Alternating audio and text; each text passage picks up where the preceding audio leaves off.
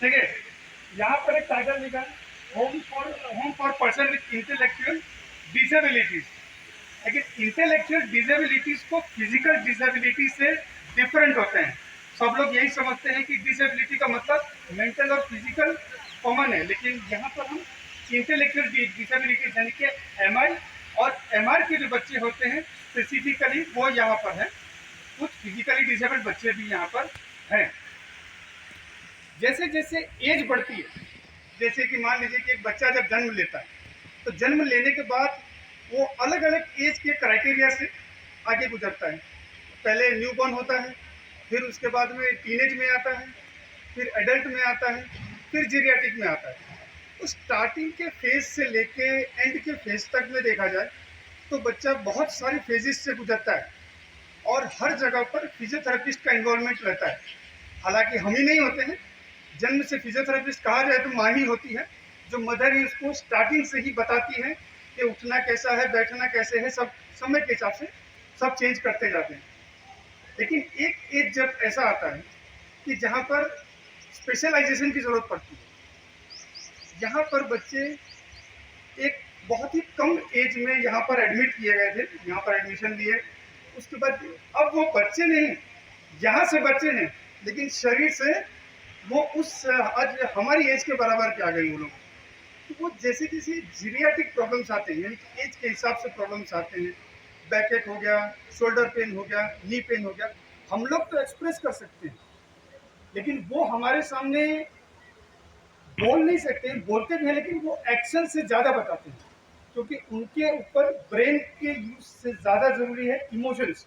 वो इमोशंस सबको एक्सप्रेस करते हैं और हर टीचर्स को जितने भी रेस्पॉन्सिबल पर्सन उनसे जुड़े हुए होते हैं उनको उनके इमोशंस को समझना पड़ता है। जैसे कि अगर उन्हें कमर दर्द होता है तो वो पहले मेरे पास जब आते हैं यहाँ ट्रीटमेंट के लिए, तो वो ये नहीं देखते हैं कि मैं क्या करूँ, वो ये देखते हैं कि इनके केबिन में जब जाएंगे तो ये क्या कर रहे हैं और मेरे पास जुड़े हुए और भी बच्चे हैं वो क्या बिहेव कर रहे हैं। तो कोई देख रहा है कि मैं किसी को यहाँ पर दबा रहा हूँ, तो बच्चे को ये नहीं पता कि मैं क्या कर रहा हूँ, लेकिन बच्चा ये आके बोलेगा कि मुझे दर्द कर रहा है, दुखे से। वो अपनी उस लेमन लैंग्वेज में आकर बताते हैं। तो ठीक उसी तरीके से हर एक इमोशंस पे वर्क करना पड़ता है हमें। हमारा प्रैक्टिकल नॉलेज वहाँ अप्लाई नहीं होता है। किताबों की दुनिया एकदम अलग ही होती है, लेकिन जब किताबों से प्रैक्टिकल पर सामने आता है तो पता चलता है किताबें तो अभी बहुत पीछे हैं, इनको पढ़ने के लिए तो कुछ अलग ही स्टडीज की जरूरत है। बच्चे हैं, ये जितने बच्चे क्या किसी को भी कोई भी इंसान है कॉपी करता है, कभी लर्न नहीं करता है। हम जैसा बिहेव बच्चे को करते हैं, बच्चे के सामने करते हैं, बच्चा भी वही पढ़ता करता है। जैसे आज मैक्सिमम चैलेंज क्या है कि कोई भी कहता है कि मेरा बच्चा मोबाइल बहुत अच्छा चलाता है, तो आपने मोबाइल उसके सामने ऑपरेट करते हैं।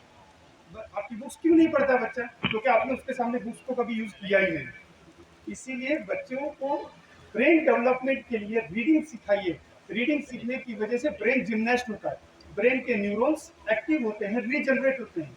लेकिन मोबाइल्स जो होते हैं, मोबाइल से जो निकलने वाली चीजें होती है वो मोनोटोनस होती है। वो देखने की वजह से ब्रेन के अंदर रीजनरेशन कैपेसिटी जो न्यूरॉन्स की होती है वो बहुत ही कम हो जाती है, जिसकी वजह से आजकल के बच्चे स्पेशल, नॉर्मल बच्चे पैदा हुए भी स्पेशल की कैटेगरी में चले जाते हैं।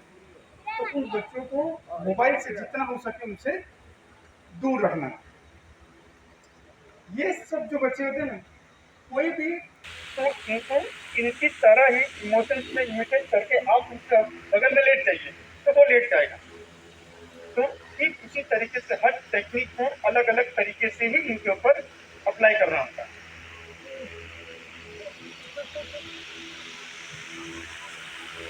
इन बच्चों को सिखाने की समझ जैसे तो ये फील्ड थोड़ी काफ़ी डीप में है। जस्ट मैं अपने क्वालिफिकेशन के बारे में सीखी हुई है। जैसे फिजियोथेरेपी है, बैचलर ऑफ फिजियोथेरेपी ये किया, MIAP यानी कि member of Indian association of physiotherapy. इसमें क्या होता है ना कि आज बहुत सारे लोग यूट्यूब या गूगल से देख देख कर इन चीज़ों को अप्लाई करते हैं, लेकिन गवर्नमेंट ने लीगल लॉ के तहत एक एसोसिएशन को बनाया है जो इन चीज़ों को प्रैक्टिस कर सकते हैं। दूसरा है MEFI यानी manual therapy foundation of India. मेरा स्पेशलाइजेशन है कि मैं किसी भी ट्रीटमेंट को, स्पाइन हुआ, हेड का हुआ, या डाइजेस्टिव सिस्टम हुआ, या जॉइंट्स हुआ, मैं सिर्फ अपने हाथों के स्किल से ही ट्रीटमेंट करता हूँ, only with hand skill. I don't use any kind of instruments. ये मेरी स्पेशलाइजेशन है। दूसरा न्यूरो डेवलपमेंटल थेरेपी, जन्म से लेके जवानी तक या बुढ़ापे तक में बच्चों में क्या क्या डेवलपमेंट होते हैं, उनके अंदर भी स्टडीज़ किए हैं। और सबसे बड़ा इंपॉर्टेंट चीज़ है गेट एनालिसिस, जिसको कहते हैं।